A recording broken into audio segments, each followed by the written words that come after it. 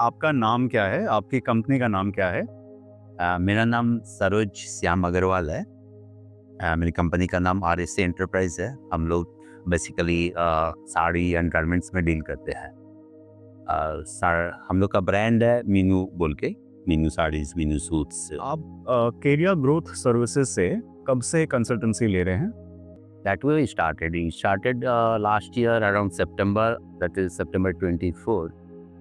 तो कंसल्टेंसी जब आप लेना चालू किया आपने, उससे पहले के क्या आपके इश्यूज थे? ये ऐसा ना, हम लोग को साल डेढ़ साल पहले एक बार लग रहा था कि बिजनेस में कॉम्प्लिकेशंस बहुत हो गए हैं, तो हम लोग शायद कहीं ना कहीं स्टक हो जा रहे हैं। कुछ भी काम बढ़ाते हैं तो उसका प्रोसेस में, उसकी चीज़ों में लग रहा था कि इन्वॉल्वमेंट ज़्यादा बढ़ जा रहा है, हेडेक ज़्यादा बढ़ जा रही है। तभी हम लोग ने आरजे की क्लास की, राहुल जैन साहब की। पर सीखे तो ली है, इम्प्लीमेंटेशन शायद पूरा पूरा नहीं कर पाए। कहीं पे कुछ इम्प्लीमेंट हुआ, कहीं पे कुछ नहीं हुआ। तब वरस हम लोग को लग रहा था कि काम बढ़ना चाहिए, but we should be more free, we should have more free time. हम लोग स्मूथ नहीं कर पा रहे थे। तो Those were the problems.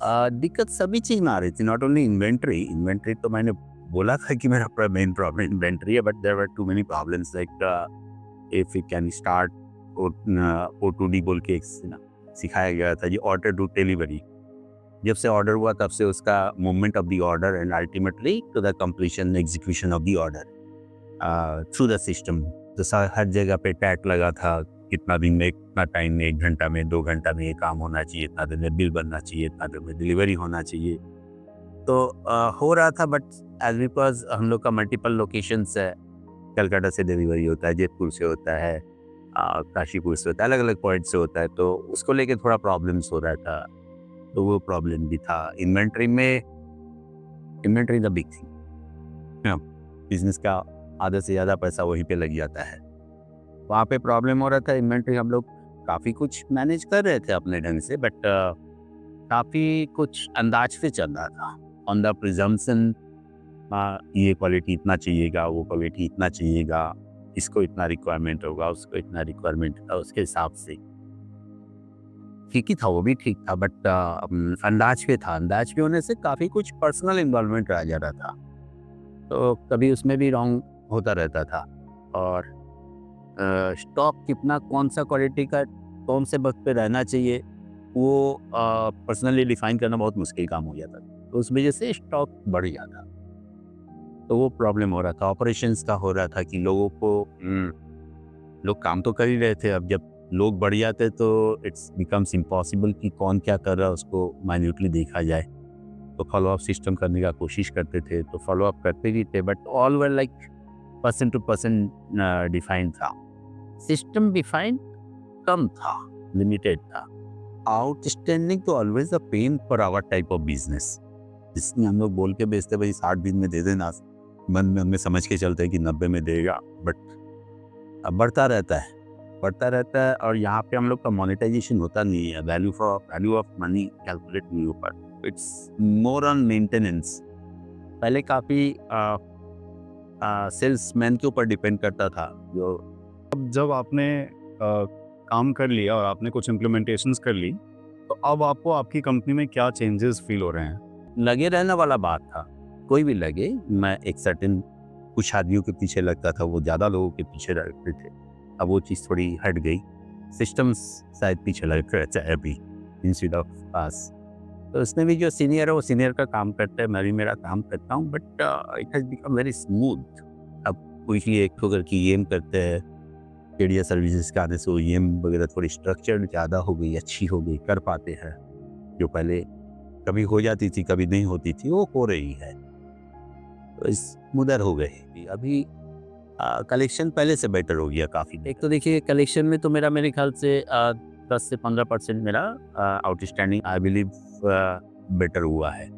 जो ओवर लिमिट हो जाती थी या ओवर ड्यू हो जाते थे, एवरेज डिस्ट्रीब्यूट डेज थोड़े घटे हैं, तो 10 से 15% I believe my capital has release from there. और ज़्यादा फर्क पड़ गया है स्टॉक में, तो अंदाज वाला बात घटता जा रहा है with the passing days. More based on data जा रहा है, तो मैं समझूंगा कम से कम भी मेरे ख्याल से 3-4 करोड़ का कम हुआ होगा अभी तक मतलब सितंबर से हम लोग शायद केडिया सर्विसेज के साथ स्टार्ट किए थे। बाय द कंप्लीशन 6 महीने की जगह हम लोग को 7-8 महीना लग गए, बट उसमें हम लोग का 3 से 4 कम हुआ है एंड वी बिलीव और भी कुछ कम होगा। The process if it goes like this I think और भी कम होगा। अच्छा, उसमें भी 2 बेनिफिट है हमारे ख्याल से। कॉस्ट ऑफ मनी अगर पकड़ते हैं तो 3-4 करोड़ का कॉस्ट ऑफ मनी हम पकड़ेंगे, 10 से 12% का इंटरेस्ट अगर पकड़ते हैं तो 3-4 लाख रुपया महीने का होना चाहिए। अदर वे हम लोग जो पेमेंट क्रेडिट में करते थे लोगों को, उसको अगर हम कैश में करते हैं तो हमको 18 से 21% तक की छूट मिल जाती है सालाना। तो that way this money is paying more than actually 12%, 10 to 12%. तो it's a good great. Incremental benefit. तो अब ये हो गया कि टाइम भी थोड़ा फ्री हुआ है, मैं दूसरी बातें सोच पाता हूँ। Whereas efficiency instead of decreasing, I believe it has increased by minimum 20 to maybe 30%. Define नहीं हो पा रहा है कि कितना परसेंट बढ़ा है, कैलकुलेट उसको नहीं कर पा रहा है, बट स्मूथ हो गया।